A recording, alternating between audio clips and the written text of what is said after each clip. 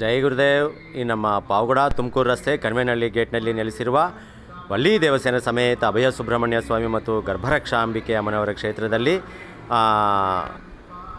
ಚಿಂತಾಮಣಿ ನಿವಾಸಿಗಳಾದ ಶ್ರೀಮತಿ ಶ್ರೀ ಅವಿನಾಶ್ ಮತ್ತು ದೀಪ್ತಿಯವರು ಸತ್ಸಂತಾನ ಭಾಗ್ಯಕ್ಕಾಗಿ ಈ ನಮ್ಮ ಗರ್ಭರಕ್ಷಾಂಬಿಕೆ ಅಮ್ಮನ ಕ್ಷೇತ್ರಕ್ಕೆ ಬಂದು ಇಲ್ಲಿ ಅಮ್ಮನಿಗೆ ಅಭಿಷೇಕಗಳ ಮಾಡಿಸ್ಕೊಂಡು ತುಪ್ಪವನ್ನು ತಗೊಂಡೋಗಿದ್ದರು.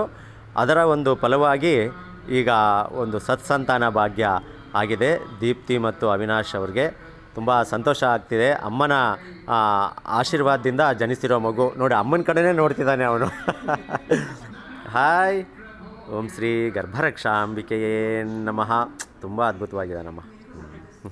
ನೋಡಿ, ಅಮ್ಮನ ಆಶೀರ್ವಾದದಿಂದ, ಅಮ್ಮನ ಒಂದು ತಣ್ಣನೆ ನೋಟದಿಂದ ಒಂದು ಅದ್ಭುತವಾದ ಶಿಶು ಈ ಪ್ರಪಂಚಕ್ಕೆ ಬಂದಿದೆ.